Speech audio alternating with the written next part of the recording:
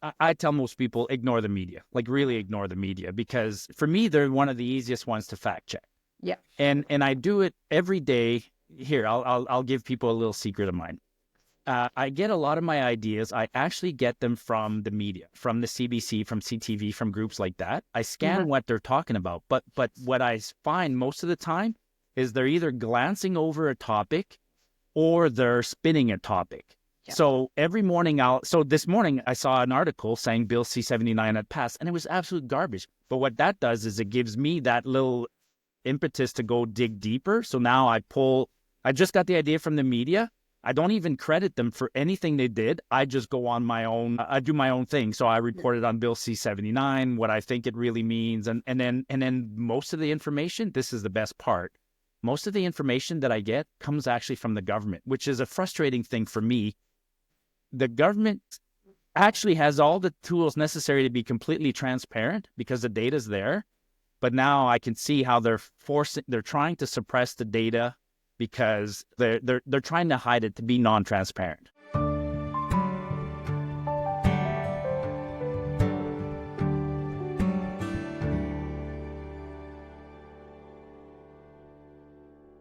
Welcome, everyone, to another episode of Dialogue Over Division. And I was just trying to figure out how I was going to introduce my guest, Marty Belanger. And then when I said the name of the show, Dialogue Over Division, I think we got one guy here that really likes to, kind of add to the not division, but just stoke the fire sometime. And I don't think that's a bad thing. So I'm really excited to have you on the show today. And I really want to talk about why you're so involved and what you've kind of seen now that you've gotten a bit more involved, because I think it's just incredibly important and helpful to let people know, maybe things aren't all as peachy and as structured as we might think it is. So maybe first tell me a little bit about yourself, if you don't mind. Which is kind of weird because you and I know each other, but I'll talk to the viewers, right? So, and many viewers probably know me. I'm Martyupnorth on Twitter, but I'm a retired engineer. I spent 35 years in Alberta's oil patch. A pretty good career because it allowed me to retire early. I mean, I haven't been working since COVID, basically, when I was 52, 53 years old. And a fascinating career, which took me around the world. So the oil and gas industry was really good to me. And online, I'm known as Martyupnorth, unacceptable fact checker. And so there's two pieces to my title, three pieces, Martyupnorth. So I spent most of my career working in northern Alberta. I live in the south now. Everybody always says, "Why are you still Martyupnorth?" It's basically a brand. Unacceptable. Well, North still in the world. Well, yeah. I mean, I find it fascinating when people in Toronto say like "We the North," right? Like when they're talking about their basketball team and they're chanting "We the North." Like Toronto is about, I think it's the most southern part of Canada, if I'm not mistaken, right? Yeah. So Martyupnorth. Unacceptable comes from my association with the convoy and the freedom movement, and specifically being unvaccinated and having Trudeau call me an unacceptable person. And fact checker is what I am, because through years of being an engineer, I often had, not often, I had to solve problems. That was my work. My line of work was solving problems.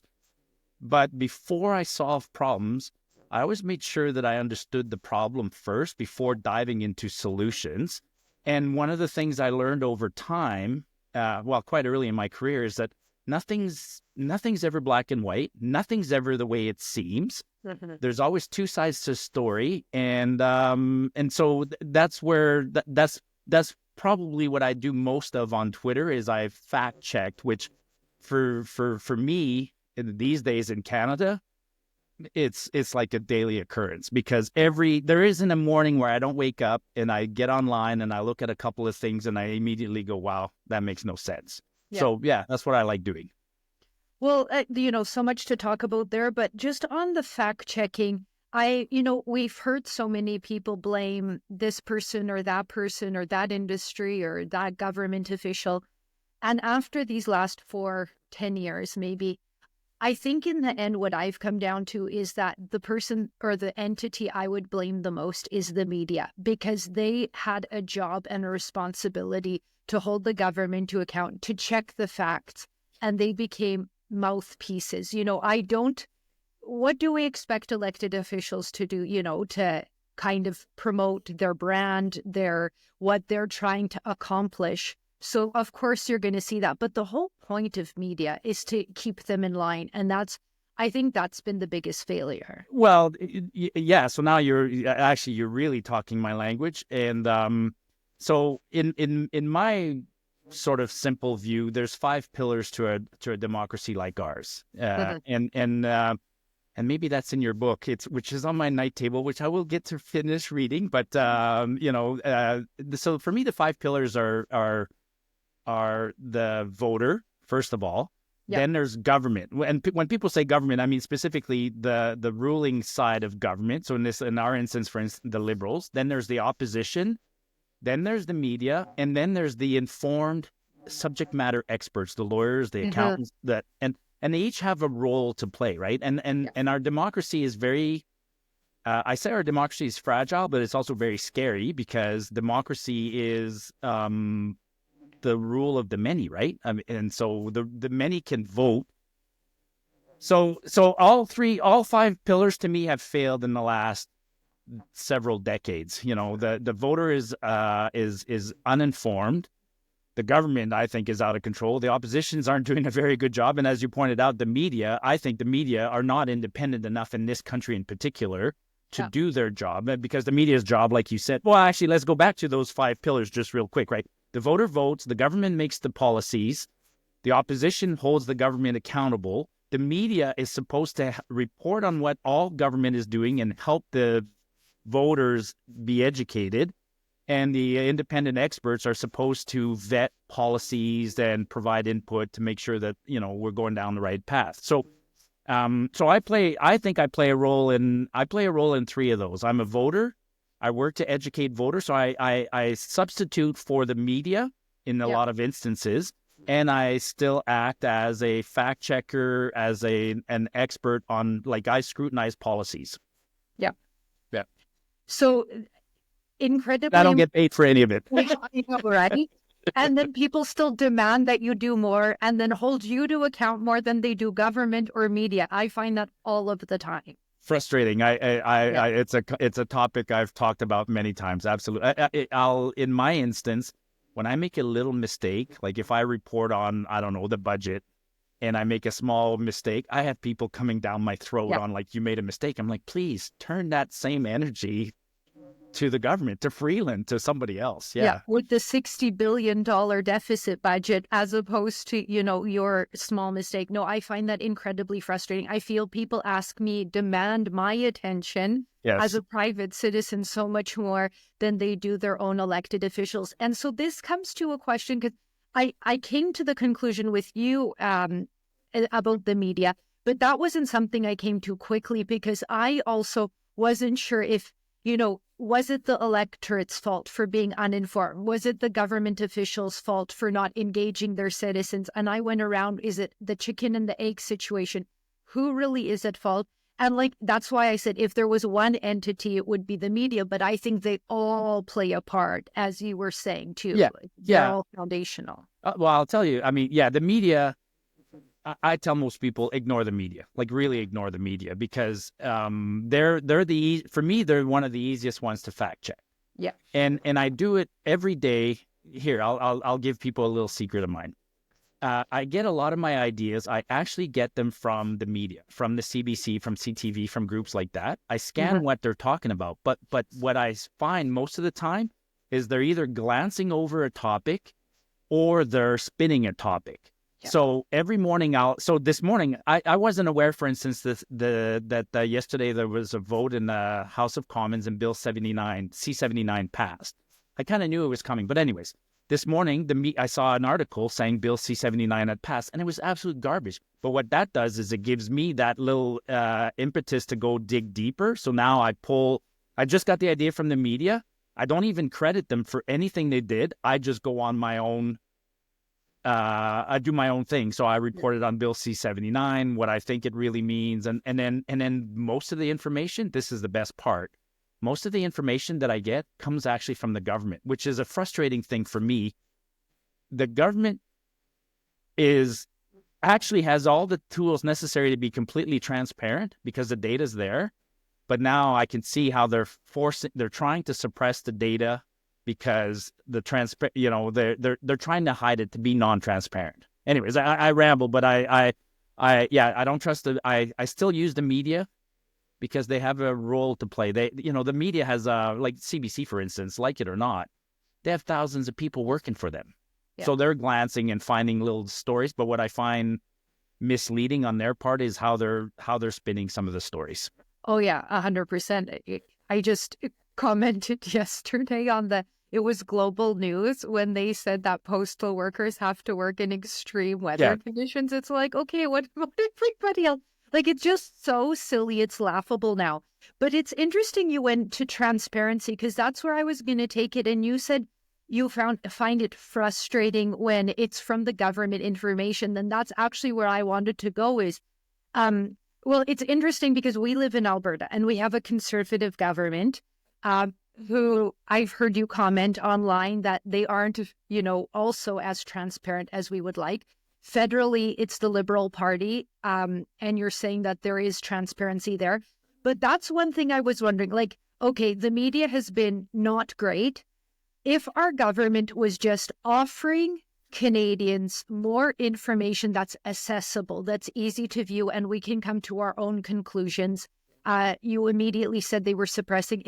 Would that be a good and helpful thing, do you think? Or would it, like, you're the one that goes there. I rely on other people most of the time, unless it's a case that I'm working on. But unfortunately, even in a perfect world where the government was completely transparent and provided all the data, I think you still need somebody to curate the data, to transform the data into a little bit, and to put it into context and to help people understand what the data says, right? And like as an example, you'll see, for instance, a news story on a given day saying, unemployment is going up, right? 6.8%.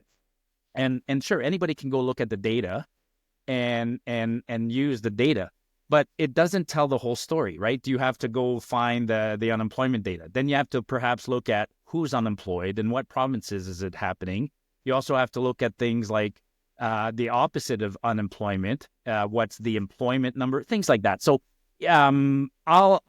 people like me will always have a job. The media would always have a job if they did their job properly. We couldn't eliminate the media and myself and tell people, hey, the data's all there, just go look at the data. There's too much of it. But that's what I mean, is that somebody would be able to curate it if it was just made available, and then the people with the talent and the skills and the ability to put it together, because charts are not my thing. Excel spreadsheets are not my thing. You really seem to like that kind of thing. And people love it, and they're able to curate that very well. And then also what is really helpful for others is to present it in a fashion that others can easily digest it. And again, that used to be the media, or if the media did it right. But like, let's say, because I know Alberta government has been, at least I've heard it once in these summer town halls, that they said that they're going to really make an effort to make things more transparent.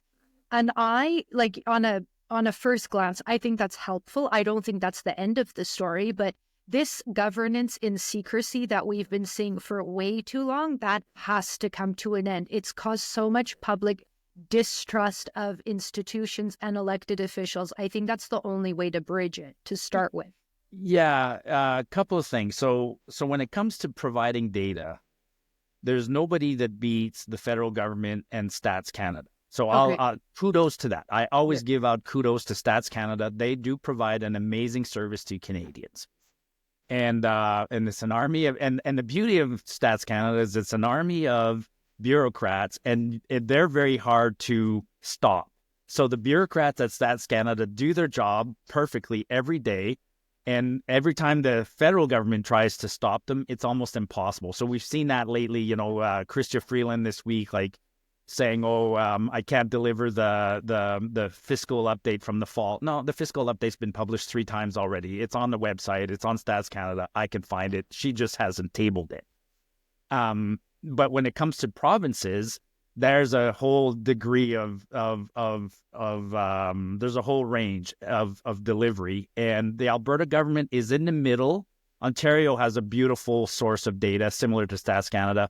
Alberta is kind of in the middle of the pack, and consequently, because Alberta was in the middle of the pack and smaller, I find Alberta's been able to suppress data. I've been extremely frustrated by the Alberta government for the lack of not just transparency when talking about it, but now the data is actually hidden. We can't even talk about it. So, my favorite one lately is I've been desperately waiting for, not desperately, but, I'm waiting for the causes of death. I mean, and that's an example, and it's important to, and, for the viewers. And when was that last update, just so that we have it? Because it was a long time ago. September 2023. So in September 2023 was the last time the government of Alberta published its annual report. So in September 2023, it would have published the data on the causes of death for 2022. Yeah. So we don't even know what caused Albertans, what Albertans died of in 2023 at this point, and we're almost done 2024. So and that's, people say, why are you interested in that? It's like, well, think of like so many, back to being an engineer. So when I'm an engineer, you try to understand the problem, you formulate a solution, and once you have a solution, which for a government might be a policy or something, then you have to monitor that, some data to see if your solution is working. Yeah. So in the case of deaths, there's a lot of policies that are involved in there. Like, what do I want to know? Are people dying because of opioid epidemic? How bad is it? Have safe consumption sites made things better or worse? We can't debate these things unless we have data. Is there really an opioid epidemic? Have vaccines made things worse? What's the long-term impacts of changing our food guides? Are people dying more of heart attacks or, things like that? And that data has to be correlated with age and population growth and stuff like that. But the simple fact that we don't have the data, to me, means that I cannot criticize or validate or comment on policies that the government has implemented. Neither does the government, and that's the other frustrating for 2 years. For 2 years, and same thing when somebody, like, I'll pick on Danielle Smith. If Danielle Smith says our safe consumption strategy is working, I'll be like, okay, show me. Show me the data, and then you'll have a story by CBC or CTV saying, there's an opioid epidemic and it's not working. Well, I'm like, I don't know where you're drawing that conclusion. The data is not there. Yeah. So that is incredibly frustrating, and I think maybe this can turn into the engagement and advocacy part that, I'm harping on all the time, because I think something like that is something that I think, regardless of political stripe and ideology, people should have access to that data. Yes. And what I do find is that there's just so many issues, and we're not very good at honing in on an issue. So, like, this is one I would say or suggest maybe to a viewer or maybe yourself, like, why isn't there a big petition or a big outrage to get this data? Like, why does nobody care?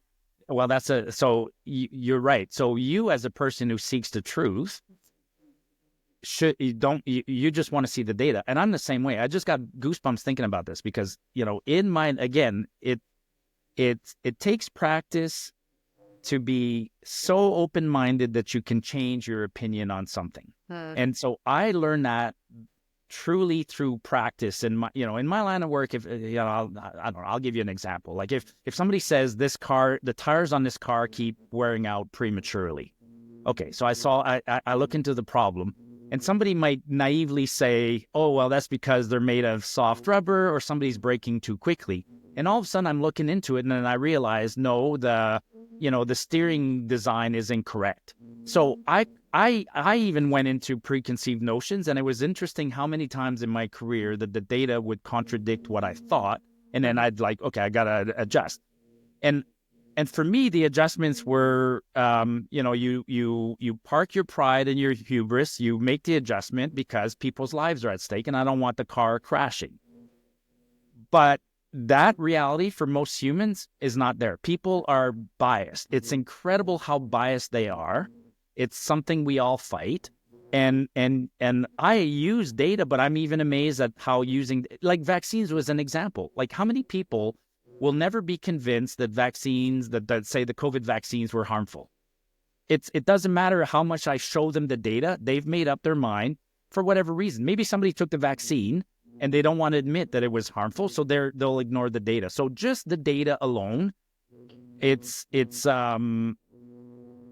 we're being overly optimistic if we think just showing people the truth in the form of data we're being overly optimistic in thinking that everybody would want the data. Yeah. Yeah. And that's really, because you said the showing them the data, the fact that people are injured should be enough. Like, that's the disconnect I can't understand with, like, if we're talking about the vaccine injury component, is that people have been harmed. There's a vaccine injury support program that has been established and has paid out, but people legitimately are ignoring that. And what's more concerning is it's that the people that should be talking about this the most, like somebody like Timothy Caulfield, who, as a reminder, again, is a lawyer. He's not a doctor. And he's talking about, if we just talk about these things, it's misinformation. That you say every substance on, especially a pharmaceutical intervention, has some risk. And to talk about that very rationally is probably the best thing to do in a society, as opposed to the worst. And that's how they're painting it. It's not even a discussion we can have. And so that's strange that because I wouldn't think that was people being biased. I think that there's fear, honestly. Yeah. It can be fear. I mean, I'd have to take it example by example by example, of course. right? Because I can think of other interesting examples, comparative examples. Like, you're old enough to remember Ford Explorers. What was the Ford Explorers' reputation? What do we call Ford Explorers? Okay, you're not that old enough. Okay. I don't know, but the Ford Pinto, do you know that story? Sure, same story. Yeah. Same story. So the Ford Explorer, if that's like one of the first things you learn in law school, is the Ford Pinto. Bingo. So people know Ford Pinto. Ford made the Pinto knowing that there was a default, that if it was hit at a certain way, it would burst in flames. And it calculated the risk benefit on it. Yes. And it said, we're going to take the risk and let it out in the market. And then when it was sued, it didn't cover. So the Ford Explorer came 20 years later, and it was the same thing. The reason I'm mentioning this Ford Explorer is because it's probably more in the minds of your viewers, but we used to call them the Ford Exploders. And same thing. The example I'm trying to get there is that in the end, it was the media that exposed the problem, but not even with statistics. It was simply the fact that every week something was being reported on. Every week you'd hear a story about a Ford Explorer rolling down the highway and killing people. So then in that instance, people wanted the bias worked in the right way. People didn't like Ford and wanted Ford to fail, and then they amplified this Ford stories but statistically it was irrelevant. There wasn't a lot of Ford Explorers, but the story got amplified. So it's an example of bias that works for us in that instance. And in some instances, like the vaccine, it's not working. I mean, I've been waiting for I'm waiting for all sorts of other data, insurance claims and things like that. There is a lot of evidence that it's not working, but the bias, COVID was different, right? COVID was a weird mass psychosis, and people will people will bury it. I mean, people have already forgotten about the weird things they did during COVID. Like COVID will be studied from a psychological point of view, from a marketing point of view. It's a good example, but it's also a bad example. But yeah. Yeah. When you were talking about the Ford Explorer and I knew about the Ford Pinto, what came to my mind is, look at how the government regulations failed the public. Because had the government implemented regulations to actually protect the public after the Ford Pinto incident, I don't think you would have seen the Ford Explorer incident a few years later. And this is the thing that I want to help Canadians understand too, is that government regulations aren't necessarily helping the public right now. And in some cases, we're seeing them harming the public. I think in the good old days when there were less regulations and they were introduced slowly, that was the other thing, right? So regulations came slowly and you had more time to monitor. One of my complaints of modern governments is that we introduce stuff way too fast, because everything we introduce, every solution, even me as an engineer, can have an unintended consequence. Yeah. And so governments introduce, I think, a lot of policies that have unintended consequences. Yeah. For all I know, like I don't remember the Ford Explorer, but as an example, there could have been a government change, and then manufacturers they'll exploit the change, they'll adapt to the change, and there might have been an unintended consequence. Who knows? But we move very, very fast, and we don't have time to see the unintended consequences. God, for me, let's. Well, I could ramble on.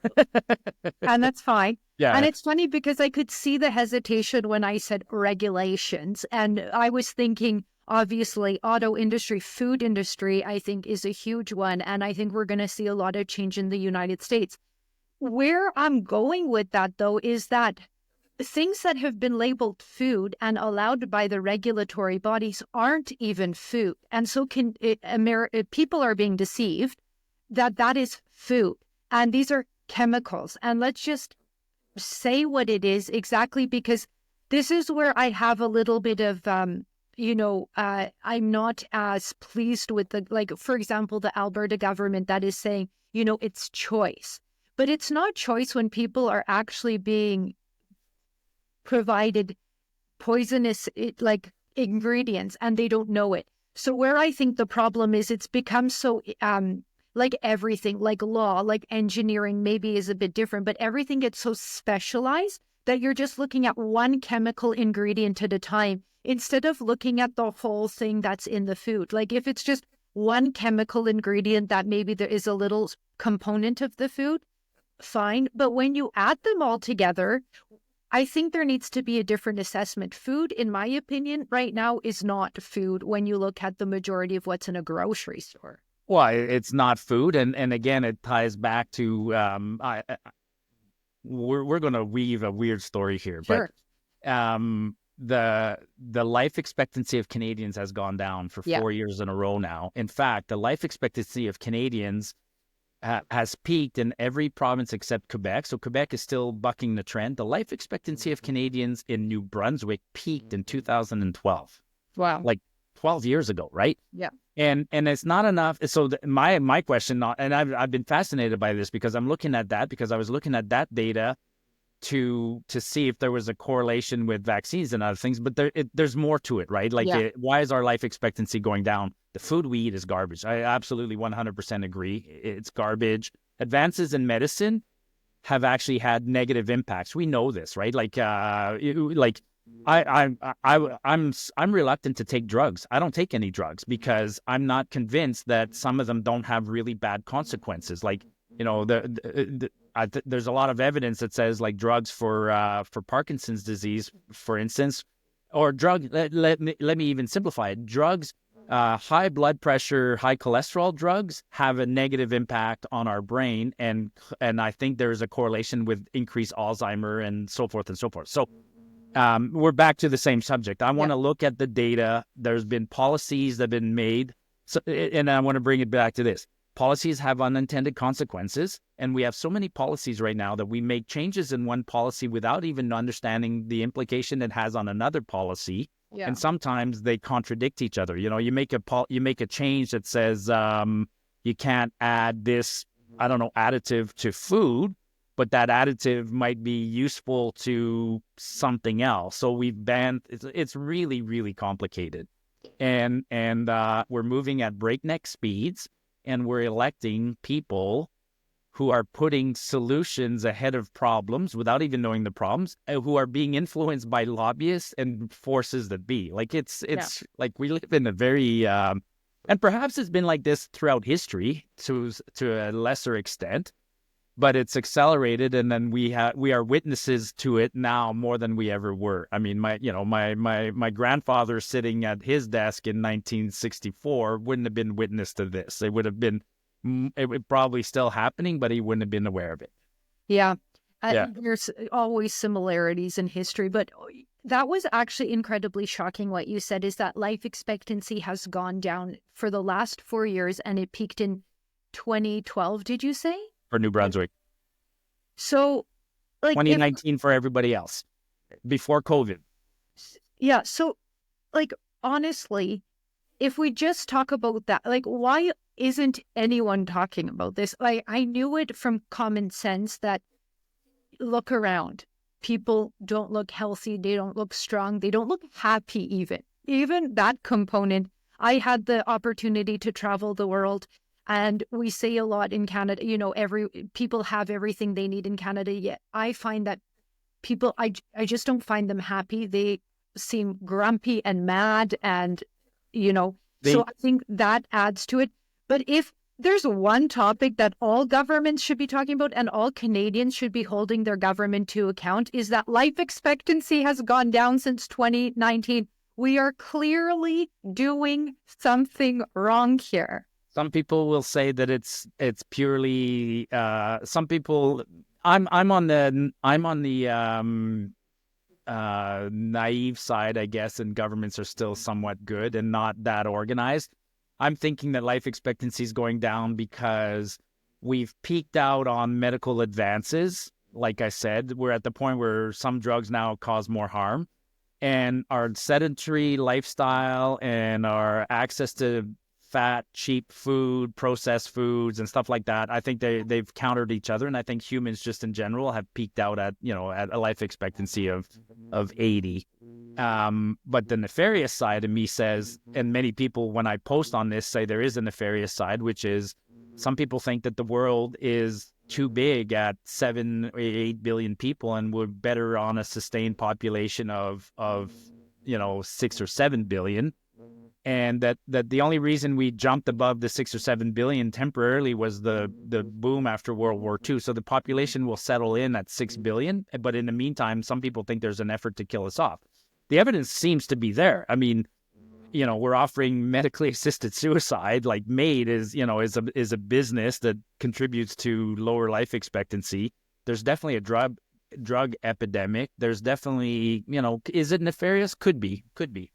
Yeah, and I'm on the side. It's not naivety, I think, and I'm not with either. I think it's somewhere in the middle where it's, unfortunately, more than anything, it's incompetence. Yeah, and that's where I would say. And if people aren't promoted healthy lifestyles, like in advertisement, you have to be told at least 7 times, I think, is the number, so that people start clicking in. When do you ever hear anybody talking about going for a walk, eating an apple, all these very regular, and then even actually it's even shamed. And so I think it's just people very limited interest are talking about what they want to talk about. And then the people that should be talking about the broader impacts just haven't been doing it. And that's what I think it is a little bit more. There's that, and there's also, there's a lot of things that Canadians should be concerned, maybe even humanity should be concerned about. But we're kind of at a point right now where we're back to people having a day-to-day struggle. And when you're in a day-to-day struggle, then a lot of nice things don't matter, right? Like promoting people aren't worried. If I tell somebody, hey, your kid was just born today, and your kid born today only has a life expectancy of 80 compared to your other kid who was born 5 years ago who's going to live at 82. Most people aren't preoccupied by that. They're worried about feeding that kid. And governments are experiencing that. People don't care about the carbon tax. Like when Gilbo can say over and over, we're saving humanity. Most people are like, I I had to put, if you're going by the cash register and you're asking the cashier, like, what am I at, 170, and you're taking that tub of ice cream and putting it back in the cart, Yeah. you have a whole new set of problems, right? And so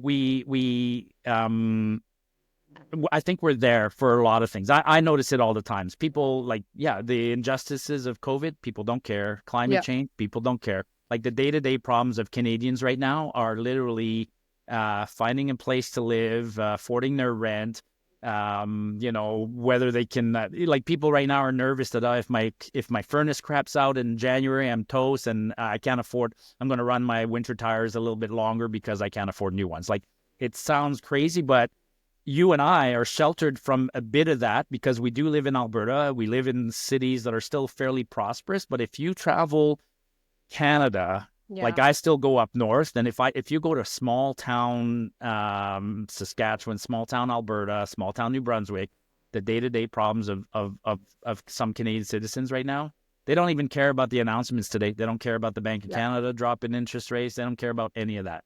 They're literally happy about a $250 check that they're going to get from the government next week. Yeah. Well, another thing that could have exposed that a long time ago is when there were a lot of polls saying, oh, would you like to have, cleaner or more efficient energy? And, most people say, sure, great, that would be wonderful. Would you agree to $20 more a month on your bills to do it? No. The majority says no. So there's your answer to that, too. If it's somebody else's money, sure, but this is one thing, too, that I find frustration with Canadians is they don't appreciate that when the government is spending money, it is their money. The government doesn't have its own money. It's taking your money and then spending it. And there's a reason we have that social contract, but they seem to be going a little bit wild. The problem is worse than that. It's not even their money. I've shown that many times. Only about 20% of Canadians actually really, really pay taxes. Like, by that, I mean more than 10%, right? 10% seems to be, I put 10% as the threshold. Only 20% of Canadians pay 10% or more. And then if you get to a threshold of like who really is paying taxes, it is the top 2%, which is a very minuscule number. Really? So the average Canadian doesn't even pay any significant amount of taxes. Plus, they get it all back. The bottom 60% of Canadians pay some taxes, but get it all back in GST rebates and childcare benefits and stuff like that. So most Canadians don't care to start with because they actually don't pay. Yeah. And then the government's borrowing money, and most people that concept of borrowed money and having to repay debt down the road, nobody cares about that. I mean, because if I look at most people's credit cards, it's maxed out. We know it is. So it's hard to make people care about things like that. Now, and I wanted to go back to one of your things. It was interesting what you said. Yeah, if I tried to book a plane ticket the other day, and they offer you the option, like, do you want to pay for an extra $25 to offset your carbon footprint? Yeah, I'd love to see Air Canada's data on that. Yeah, like, does anybody ever pay that? I bet you it's next to nothing. Or like you said. If at the gas pump I said, this is ethical gasoline at $1.40 and this is unethical gasoline at $1.30, people will buy the $1.30 stuff all day long. That's a great option for a show in Canada. Yeah, unless like you said though, if things are really, really good, like in some times in our history when things are really, really, really good, then yes, people will not go to Walmart and they'll buy a shirt somewhere else that's not made in China. But boy, like the same thing. That's another one. I hear that criticism all the time. You support China, you buy on Amazon. Yeah, because, well, first of all, it's trade. It's healthy, right? We just buy at home doesn't work. We need to sell. Like, if I don't buy from China, why would I expect them to buy our oil or our fertilizer? So, but at the end of the day, yeah, most people. You know what I mean? Weird story, but not weird. But you know how lately Jagmeet Singh's been all over Loblaws, right? Like he's always attacking Loblaws for gouging Canadians. Loblaws' profit margin is like 3.5%. I would never invest in Loblaws. You know what? One of the best retailers performance-wise in Canada is? It's the dollar store. The dollar store's return on investment, the profit margin of the dollar store is 12%. Wow. It's 4 times better than Loblaws for a company that's only half the size as Loblaws, because they sell junk super, super cheap. Yeah. And people love that stuff. Yeah. Human nature. You cannot ignore human nature when I know. deciding policies and stuff. When Jagmeet was going after Loblaws a while ago, I actually looked up Loblaws too, and the amount of people that they employ too, like he's constantly attacking, and he's supposed to be for the workers. And I think it's the largest grocery chain in Canada, so employing the most Canadians across the country. I've tweeted about Loblaws a lot. They employ 220,000 people. Yeah. That's And insane. It's one of you're right up there with Walmart and McDonald's as big, Canadian, family owned, like all the things that you would think that let's help build up, let's acknowledge the work that they've done. And this is something, I appreciated from owning a business, brick and mortar, like a yoga studio and cafe. Holy moly, it's that. Not brick and mortar. You were yoga pants and lattes. No, I'm just kidding. Yeah. And you know how much work that is? Just to be able to open something up. I had no idea the regulatory hurdles and inefficiencies there. I didn't know what the term red tape reduction meant until I wanted to open my business. You probably saw it in your industry, trying to get approvals for certain things, but it is just insanity too. And the amount of risk people take, like it's very easy to criticize things when you're insulated with a nice public sector job. But to take that step and just risk everything you own to try to do something, that's to just criticize people offhand like that, I think is just in poor taste, especially from government leaders like Jagmeet. Luckily, you and I live in Alberta, where we still have a pretty strong support base of fellow entrepreneurs, right? Which is good. But yeah, no, not in BC, not in other places. You're right. I mean, I used to have to read volumes of regulations before I would even attempt to build something. Mm-hmm. And then you read it, you try and understand it, and then you apply for the permit to build something, and then and then the civil servant, the employee at the other end, doesn't even know the code, doesn't even know what they're and then for them it's just as easy to say no and send you back to try and defend what you're trying to do or put your application at the bottom of the pile. I mean, yeah, red tape is brutal. And have you seen what the U.S. is going to do? Like that whole effort with Elon and Vivek of like the Department of Government Efficiency, the DOGE. I think it's overdue. It's overdue in this country. Completely overdue. 100%. I don't know if you heard Elon when he was campaigning talk about the story when he wanted to have an approval for one of his SpaceX things. And they said, okay, but you have to do a study about the sharks, whether or not one of the missiles will hit a shark. And then he's like, are you serious? And they're like, yeah, 100% serious. And he's like, fine, we'll do it, but give us the data for the sharks.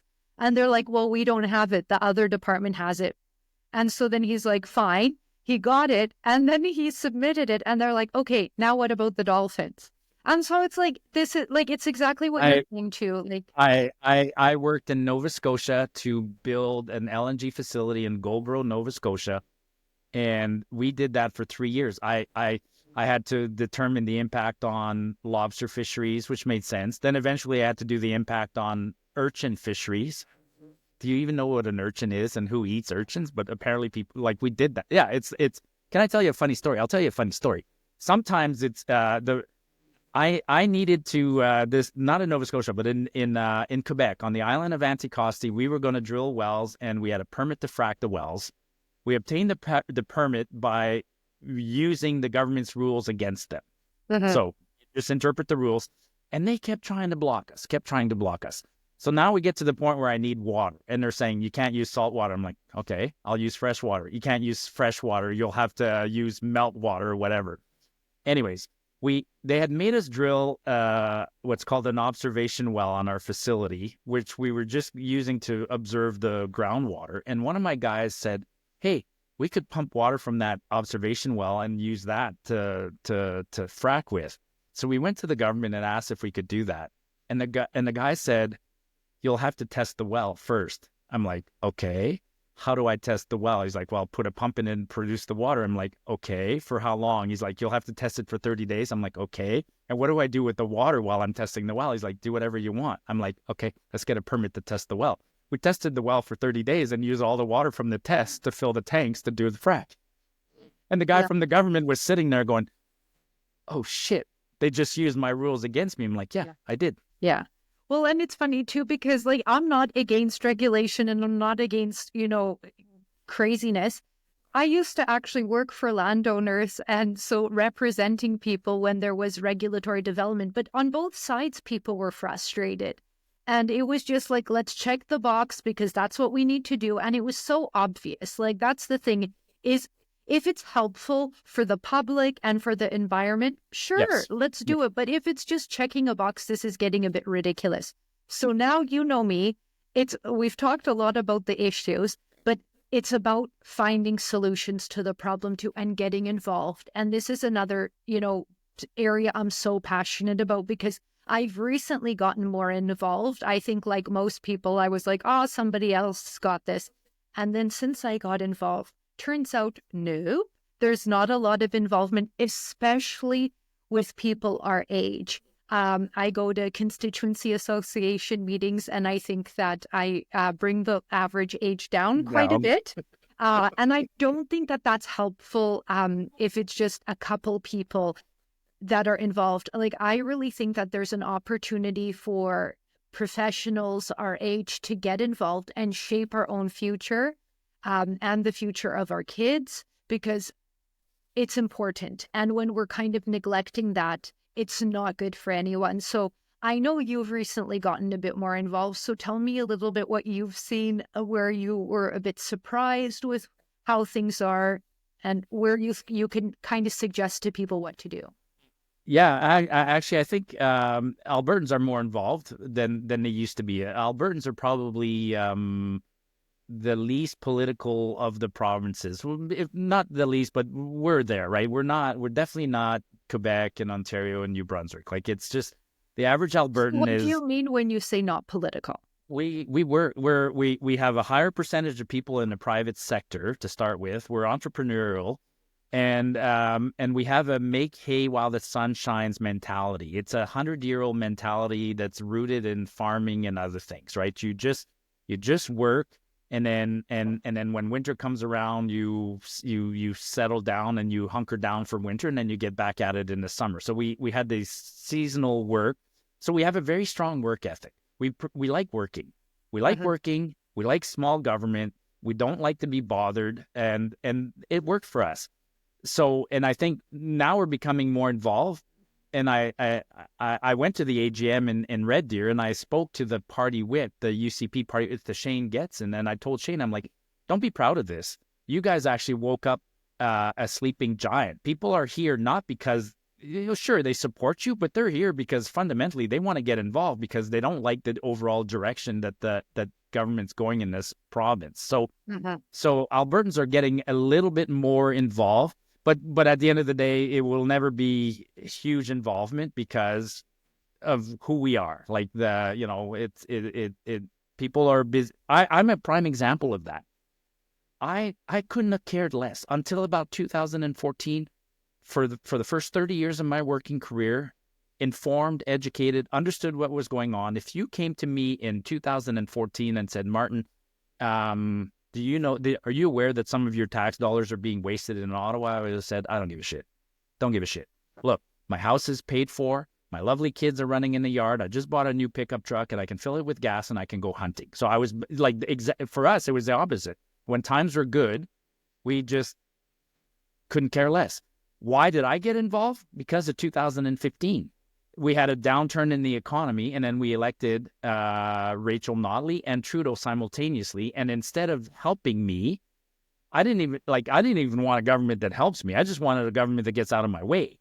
And the government was not only were they not getting out of my way, they were actually hindering us to the point of actually becoming threatening to us. So that's why Albertans are waking up right now, is because there's a threat in Ottawa.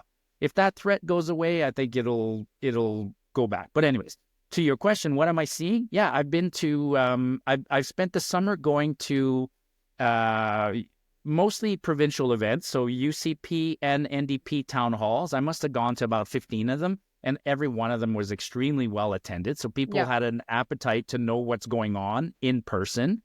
And then I've gone to 2 constituency association events. And again, the last one I went to here in Cochrane Airdrie was on a day where it was -20 and there was still 100 people that showed up. So there's an involvement. And when I talk to people,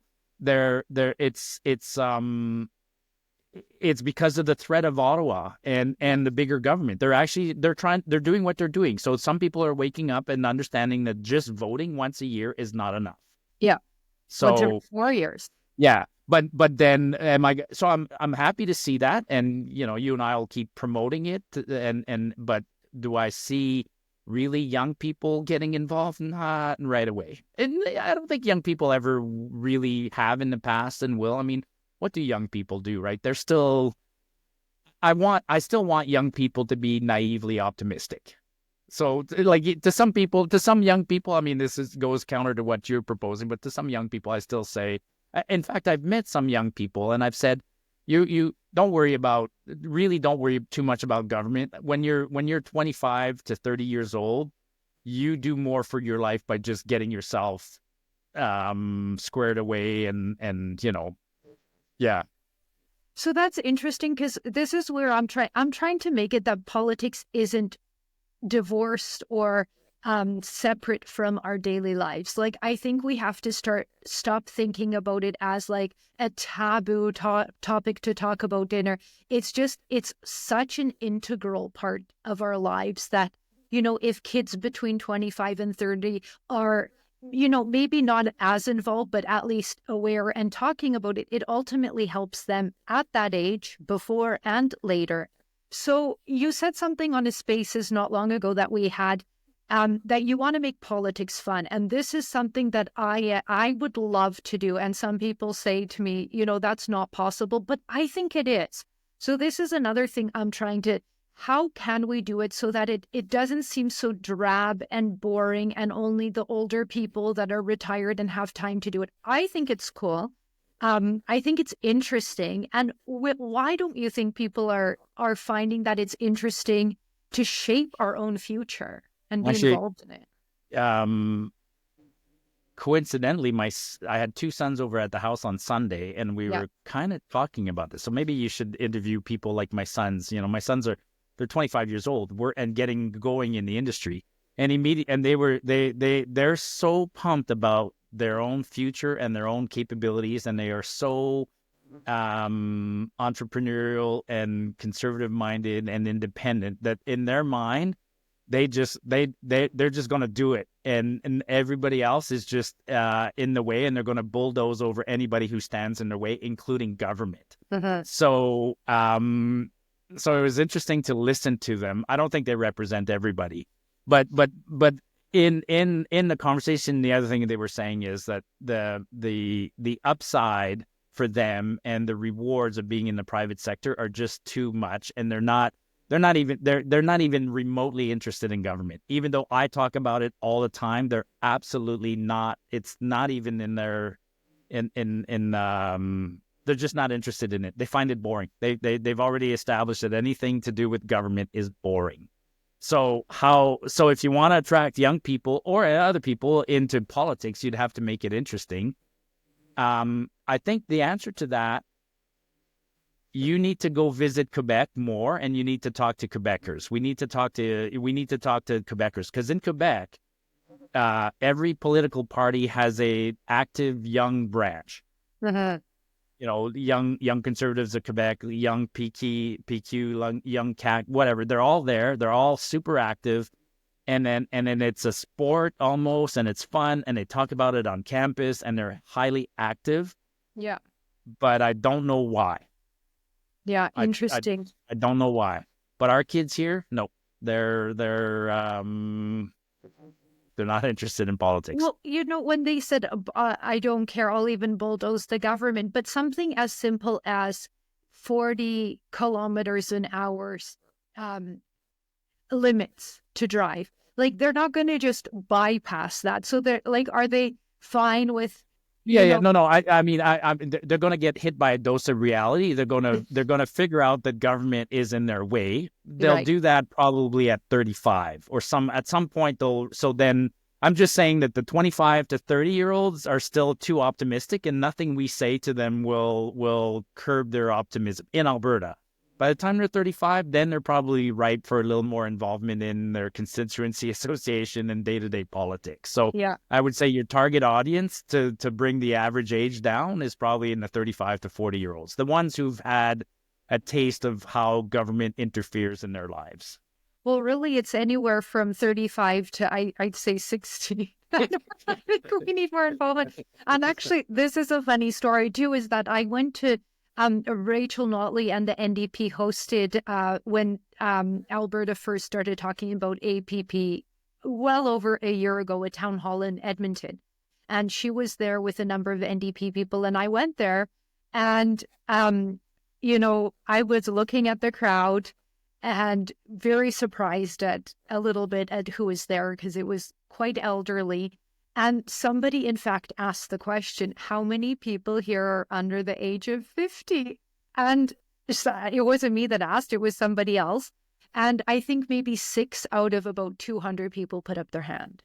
Wow. And so that's just what I want to highlight too. This is the people shaping what the government is doing. So like, instead of waiting until things are so bad or waiting until, you get a dose of reality, you have an opportunity to shape this. And I think it's so valuable to hear from young people instead of, just the older people, because older people, I think, also react with fear because they're, they don't have the ability to, if they lose everything, to just start from scratch again or anything like that. So that's a populace that doesn't like change, making decisions out of fear, and perhaps shouldn't be the ones directing a party and its policies. I'm kind of laughing casually here because I went to an event last Saturday, and the speaker, the leader, the one who did most of the talking, was 81 years old. Oh wow! And I was listening, going, "What is this dinosaur? Why is he up there?" Like, his ideas were so old. Yeah, no, it's an interesting. You just gave me an idea. We should have a youth party. Well, you did good with the youth event at the UCP. But you're on the right track. Yeah, right? But having a party that is just youth, maybe that's the way to get them involved. I'd way prefer that right now because they have so much more invested in the future and the public. And back to the Quebec comment that I made. I know why Quebecers, like in Quebec, politics is a career path. It's a career path. And it's also a career path in parts of Ontario and parts of the Maritime. So because it's a career path, it's not a career path in Alberta. It's just not a career path. Because we're more entrepreneurial. We're more entrepreneurial. I mean, that was the other thing my boys were saying. Why would you ever go into government as a job? Like there's so much upside for them. I mean, they were sitting around the table talking about how big their bonuses are going to be at Christmas. Like they're private sector guys, my kids, like their dad. So yeah, it's not a career path here. It is in your neck of the woods. I mean, you're like a paratrooper who landed right around, like you're surrounded by NDP. But and if I had my way, I would dilute the amount of government in Edmonton.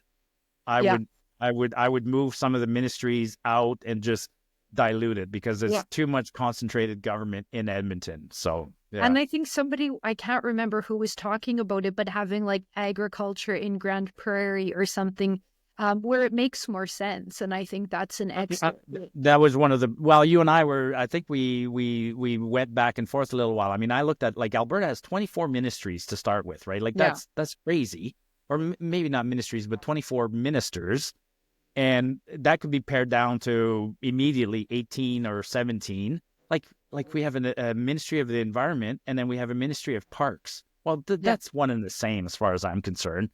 Anyways, yes, I would put agriculture in Grand Prairie. I would put the energy ministry in, say, Fort McMurray. I would put, you might put agriculture in Medicine Hat, and you might put forestry in Grand Prairie. But you could move things around, put something in, put the Alberta Health in Red Deer, for instance, and yeah, move them around. Saskatchewan did that about 20 years ago, and it curbed it slowed down the tide, but they're back to having that big division between urban and rural because no matter what, well, that's a whole other topic, right? As a society, we tend to no matter what, we migrate, we evolve to wanting more government in our lives. I mean, I think it's happening in Alberta. We're just 20 years behind every other province, but it's inevitable. Like people say they don't like big governments, but when you really challenge them on it, you realize no, they get pretty hooked on government. They like government taking care of their schools, their hockey rinks, removing their snow, providing clean water, entertaining them. It's a security, I think, Yeah, too. yeah, Yeah. Well, yeah. and that's the one thing I find conservatives are not great at is explaining the message that if individuals are better off, they can help others at the same time, because it's not that government has the answers, because government is made of individuals. And we already talked about where the money is coming from anyway. But that's where I find conservatives are terrible at messaging, is that they're always pegged as the ones that are self-interested and not there to help others in society. I know, and sometimes some are. Let's not get it wrong. But that's certainly, things have changed, and I don't even enjoy the labels conservative and liberal, because I think they've changed so much in the last few years that what was conservative or liberal 10 years ago is no longer the same thing. So I think that's one thing, that if we understand that individuals are better off, they are able to help others. And you gave the prime example, is who pays the most taxes is the people that are the wealthiest. So let's just acknowledge these basic facts too, instead of ignoring or pretending that's not reality. Well, you're preaching to the converted. You're right. Yeah, So before I think we'll finish off here right away, but what I want, me, and action items is one thing I have here is the causes of death for 2 years in Alberta, nothing there. So I don't know if you or maybe one of the audience members that are listening to this will take it upon themselves to start, I don't know, whether it's a petition or something, to get Albertans to hear that for 2 years we don't know what the access death is. It's a causes of death. If somebody wants to reach out to me, there's actually several. We can wait, but we can force it by doing an access to information request. And if somebody wants to teach me how to do access to information requests with the government of Alberta, I got a list of about 50 reports I'd like to get. Oh, it's not that hard, actually. I've done them before too. But, okay. But that's a great action item, and I think it just makes sense. It seems like lots of people should be concerned about it. But then as a second one, what would you suggest you were saying the age between, I think it was 35 and let's say 55. What would be one or two action items that you think, given your involvement, what they could do? Is it going to CAS, and those are constituency association meetings? We didn't even get to talking about your involvement with federal politics with the PPC. But where do you see them being effective and having a voice? I tell people, sign up for newsletters. So at the very least, go to if you're conservative, go to the conservative government UCP website or the federal one or whatever. Sign up for some newsletters and start getting a few things that come into your inbox. And you'll probably end up get into the habit of reading some of them, but you'll see once in a while, do one thing. So if you sign up for the newsletter and you find out that there's a UCP barbecue somewhere or a constituency association meeting or something like that, go to one of those events, right? Just go to events.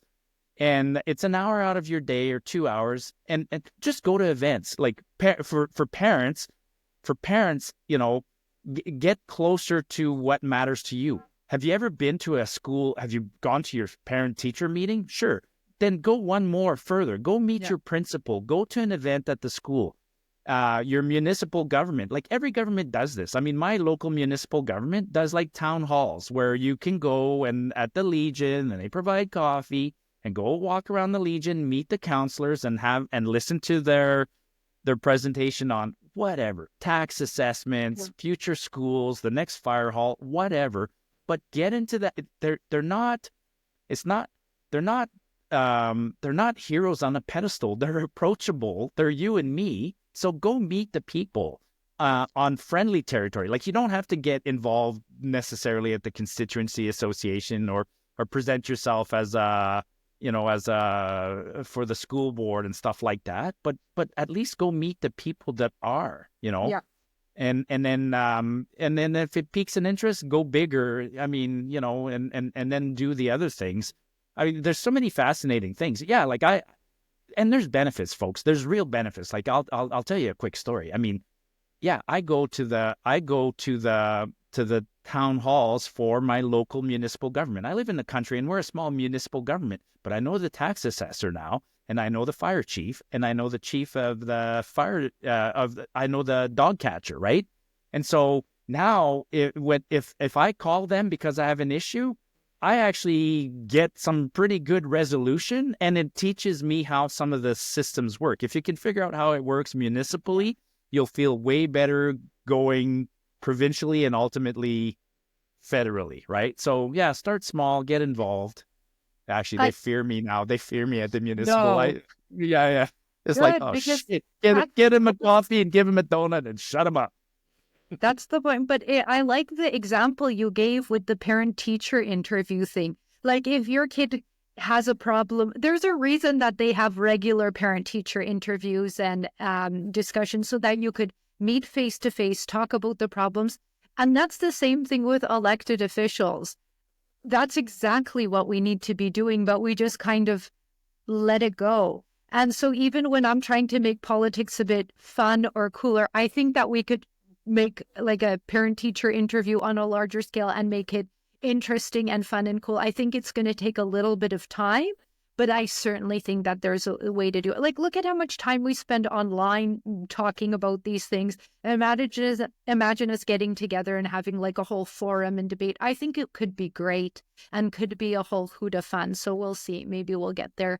Well, you have some fun representatives, and you're in Randy Boissonneau's writing. So if we can get or maybe sorry, I didn't want to out you on that, but people know you live in Edmonton, right? I called him out too. That he will not talk to me at all. Surprising. This is my elected official who doesn't want to talk to one of his constituents. I don't want a parent-teacher interview with Randy. I want a parent-teacher interview with Randy's parents and tell them how they messed up. Even though it's interesting. Totally. No, well, I think those are great action items. And I think one thing too is just as you were talking, I think it's under 10% of Canadians that are involved in a political party. And like you said too, you don't actually right away have to join a political party if you're not comfortable with it. I get it. But just go to an event, meet people, be face-to-face, have a discussion. It is humans after all. And let's just start that conversation. I have my costume jewelry, my Mahid Nenshi one. Miguel Allen is gone. But yeah, I would go to events. I went to, that was really fun to go to the NDP town halls. Yeah. Like I was there too. Yeah. Yeah. And we're all human after all, so we have to chat with each other. It's easy to disparage or ignore people online, but it's not as easy in person. I wonder if I can convince my sons to come talk to you on the show. I'll bring him. I'll bring him to an event. You'll meet my boys. And at least let's first meet in person so that you were just saying, we could have that discussion. And like, I just want to know how we could make it more fun and cool and interesting. So anybody out there that has ideas of how we get anyone and people between the ages, I'd say 25 to 55 involved. I'm all ears. Let's get people involved because it's our life after all.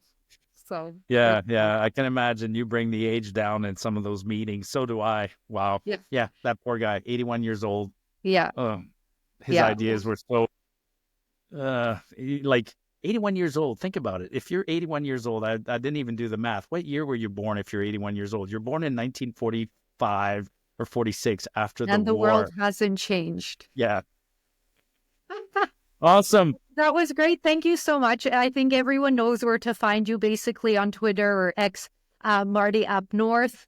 Yep. I guess you have a YouTube channel, which I haven't looked at too, about hunting and wildlife that you have in My the YouTube wilderness. channel is called the same thing. It's Marty Up North, and it's all about outdoors. I keep it non-political, right? I'm on 3 social media platforms, the same 3 that a lot of people are. LinkedIn is professional. That's my career resume. Facebook is where I shared picture in the past for my parents to see what I was doing. YouTube is truly my outdoor hiking adventure. So if anybody's wanting to get into that hobby, go look at me on YouTube.